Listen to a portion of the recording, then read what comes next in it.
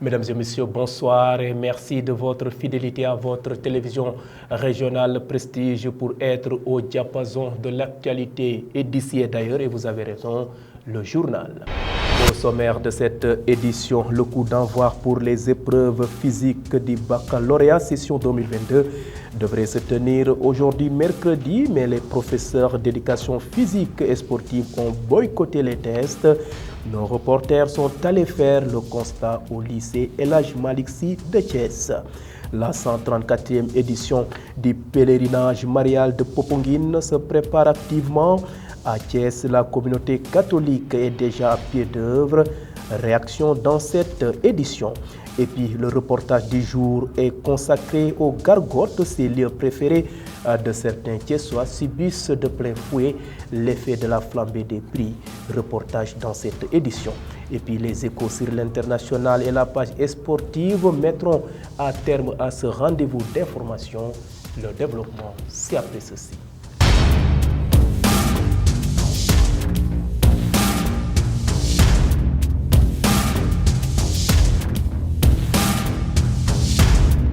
Mesdames et messieurs, bonsoir et démarrons ce rendez-vous d'information par la situation épidémiologique du jour. Le ministère de la Santé et de l'Action sociale a fait le point sur la situation journalière de l'évolution de la COVID-19 au Sénégal ce mercredi 1er juin 2022. Sur 980 tests réalisés, le Sénégal a enregistré 6 nouveaux cas de coronavirus, dont 1 cas contact et 5 cas communautaires. 5 patients hospitalisés ont été contrôlés négatifs et déclarés guéris. Aucun cas grave n'est pris en charge dans les services de réanimation. Aucun décès n'a été enregistré aussi le mercredi 31 mai 2022. L'état de santé des autres patients reste stable. Je vous le disais en titre, ça devait être le coup d'envoi des épreuves du baccalauréat session 2022, mais les maîtres d'éducation physique ont refusé de faire passer les tests aux candidats qui se sont présentés au lycée Malick Sy de Thiès ce mercredi matin. Le proviseur trouvé sur place s'en explique. Son nom c'est Daouda Fall. Il est interrogé par Adji Aram Seck et Aram Paye. C'est qu'il y a eu un boycott de ces épreuves par les enseignants en EPS. Les présidents du jury étaient là. Donc il y a 2 jurys d'abord, le jury A et le jury B. Et nous avons constaté que les 2 présidents du jury étaient là depuis 7h30.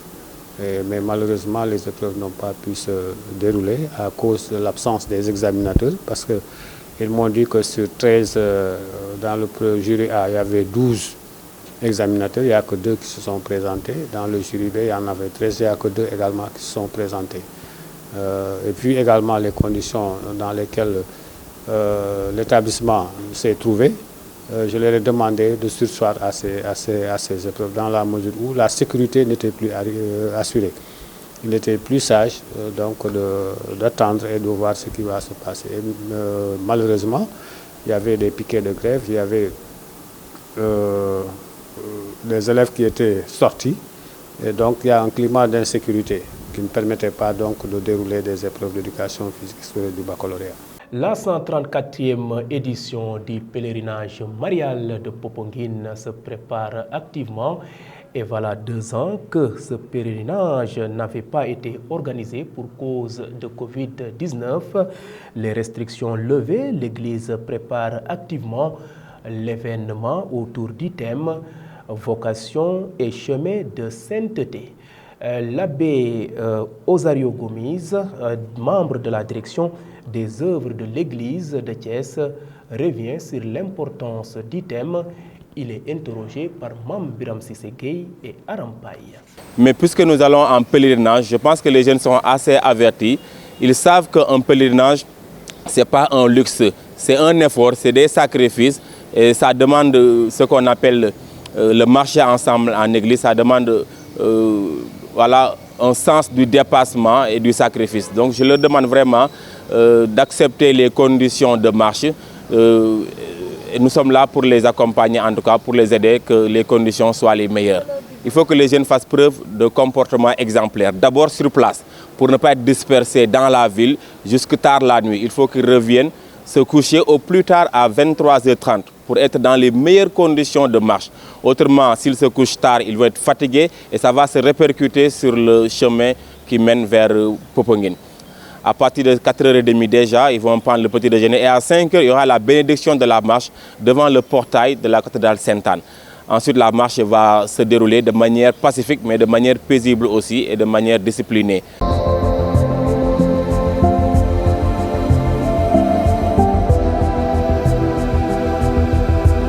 À présent, parlons société. Dans cette édition, la hausse des prix des produits de première nécessité a fini d'éprouver les ménages qui ne savent plus où donner de la tête.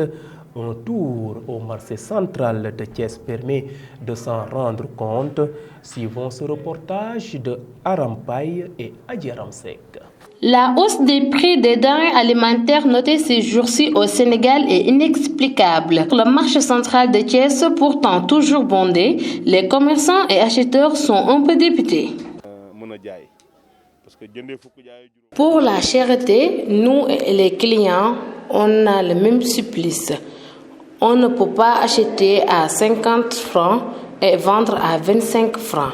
Tout est cher dans ce pays. La hausse des prix n'est pas causée par les commerçants. Les commerçants achètent les produits pour les revendre. Chaque jour, ils augmentent les prix. En ce moment, les clients font le tour du marché avant d'acheter quelque chose, en marchandant les prix. Tout est cher. Parfois, le client ne comprend pas. Vendeuse et mère de famille, cette femme nous fait part de son désarroi face à ce problème. Maintenant, le riz est à 400 francs, l'huile à 1200, le sucre à 700 francs, le lait à 750 francs.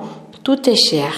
Nous, les mamans, on se débrouille pour donner à manger nos enfants. C'est trop dur pour nous. L'augmentation des prix des produits de première nécessité fait que la population thiessoise demande à l'État de baisser les taxes. Société toujours, et je vous le disais en titre, les gargotes qui permettent à de nombreux citoyens de manger à moindre coût subissent les contre-coups de la hausse des prix. La restauration est devenue un véritable casse-tête. Suivons ce reportage de Mam Biram Sissegei et Doudou Thiey. En s'approchant en quelques mètres, on peut sentir une bonne odeur. Se dégageant du gargote, Sali Diallo nous parle sur la hausse des denrées qui ne leur facilite pas la tâche. Nous qui vendons les gargotes, c'est pas facile pour nous. Le plat du riz au poulet, ça coûte 700 francs, mais les gens n'ont pas d'argent. Tu es obligé de casser le prix jusqu'à 600 francs. Sinon, tu risques de ne rien vendre. Mère Koundoul, vendeuse de gargotes depuis belle lurette, parle des problèmes qu'elle traverse dans ce métier, surtout concernant les denrées. La flambée des prix impacte énormément notre secteur. Nous n'avons pas l'habitude de vendre nos repas à des prix élevés. Mais vu la situation, on est obligé de faire une augmentation. On souhaite vivement que les autorités opèrent des baisses sur les produits pour que la vie puisse être comme avant. Cependant, Sali Diallo affirme que l'État devrait faire quelque chose avec cette flambée des prix.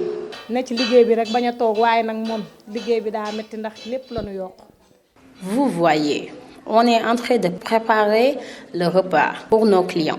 Le travail est très fatigant, mais on est obligé de le faire. Depuis longtemps, j'exerce ce métier. C'est mon gagne-pain, raison pour laquelle je suis obligée de travailler tous les jours.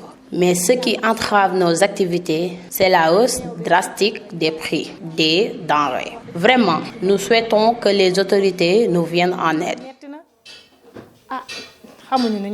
Il ne s'agit pas seulement des prix de certaines denrées.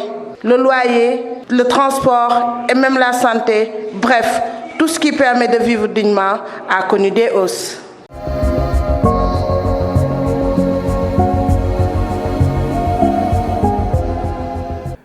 Place maintenant sur ce qui fait l'essentiel de l'actualité nationale de ce mercredi. Le président de la République, son Excellence Macky Sall, a procédé hier au lancement des travaux de l'usine de dessalement d'eau de mer des Mamelles à Rampaï.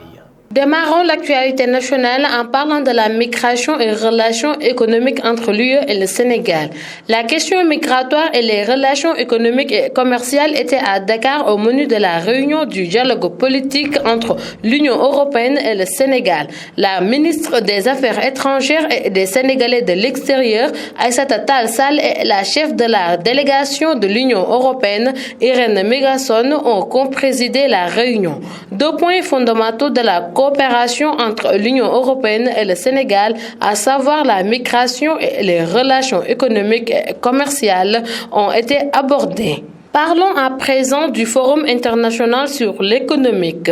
La capitale sénégalaise a accueilli mardi 31 mai 2022 le Forum international sur l'économie. Ce rendez-vous de Dakar a pour objectif d'échanger sur les enjeux liés à l'intégration régionale, notamment la mise en place de la zone de libre-échange continentale, le financement des infrastructures régionales et le soutien au secteur privé en vue de permettre aux États de tirer le meilleur bénéfice d'une intégration régionale plus performante. Terminons cette page d'actualité nationale en parlant du lancement des travaux de l'usine de mer des Mamelles. Le président de la République, Macky Sall, a procédé au lancement des travaux de construction de l'usine de dessalement d'eau de mer des Mamelles.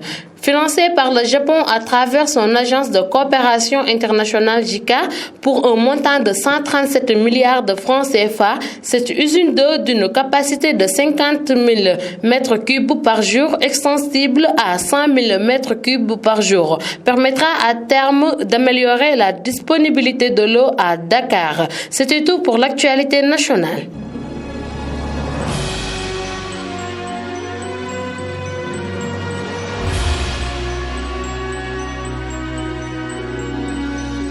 Et à présent, l'actualité internationale qui nous mène en Éthiopie où de violents combats opposent soldats érythréens et forces tigréennes. L'actualité internationale, c'est l'affaire de Ramatoulaye Cissé. Démarrons l'actualité internationale par les forces tigréennes qui affirment avoir repoussé une attaque de l'armée érythréenne le 24 mai dernier, dans ce qui serait le plus grave incident militaire dans la région depuis le cessez-le-feu déclaré au mois de mars. Dans une série de messages postés mardi sur Twitter, Getachew Reda, le conseiller du président du Tigré, a déclaré qu'une série de contre-offensives avait infligé de lourdes pertes aux troupes érythréennes et ont passé la frontière le jour de leur fête nationale. En République démocratique du Congo, une série de manifestations contre Kigali a débuté lundi 30 mai dans le pays. Les autorités ont finalement convoqué l'ambassadeur du Rwanda ce mardi pour tenter d'obtenir des explications sur le soutien de son pays aux rebelles du M23 dans l'est du pays. L'entretien entre le gouvernement et l'ambassadeur rwandais a été de courte durée, environ une dizaine de minutes. Et enfin, les candidats investis pour les élections législatives sont officiellement en campagne lundi en vue du scrutin des 12 et 19 juin. La droite espère un rebond de la NUP se met en ordre de bataille pour tenter de battre la majorité présidentielle. Chacun jette ses forces dans la bataille. Le leader de LFI, Jean-Luc Mélenchon, sera en meeting mercredi à Paris avec l'alliance NUP à gauche et Marine Le Pen à Hénin-Beaumont. Dimanche, ils dérouleront leurs propositions face à la flambée des prix, devenu sujet de préoccupation numéro 1. Mesdames et messieurs, c'en est tout pour l'actualité internationale.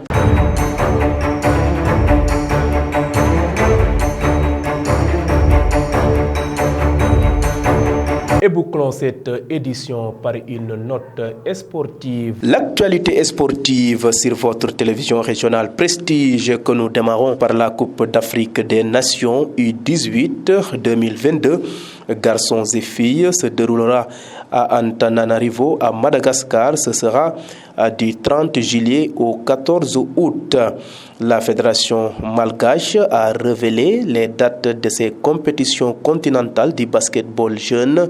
Pour l'heure, les équipes qui y prendront part ne seront pas encore connues, mais ce qu'il faudrait retenir, c'est que certaines nations vont passer par les éliminatoires, dont celle de la Zone 5 qui se dérouleront du 13 au 18 juin 2022 à Kampala en Ouganda. Pour les rencontres qualificatives de la Coupe d'Afrique des Nations Côte d'Ivoire 2023, le coach du Sénégal Aliou Cissé a fait appel à 26 joueurs dont Alpha Dionkou qui signe son retour dans la tanière, et à Barcelone on exulte une convocation bien appréciée en Espagne. Terminons par le tournoi de Roland Garros. Rafael Nadal a défait Novak Djokovic mardi en 4-7, 6-2, 4-6, 6-2, 7-6 et 7-4 en quart de finale de ce tournoi. Un match intense de plus de 4 heures à la hauteur de la légende des deux hommes. Le premier jeu est à la hauteur de la rivalité entre les deux hommes. Les deux quarts de finalistes se rendront coup sur coup pendant 10 minutes. Rafael Nadal s'offre 2 balles de briques que Djokovic efface vite, mais finalement il craque sur la 3e. Mesdames et messieurs, c'en est tout. C'était le rendez-vous d'actualité de ce mercredi 1er juin 2022. Vous étiez trop nombreux à nous suivre à l'étranger via le réseau IPTV. D'autres optent pour nos différentes plateformes, à savoir le site d'information www.prestigechess.com, la page YouTube de Prestige et la page Facebook Live. En tout cas, votre fidélité fait notre fierté. Merci et bonne fin de soirée.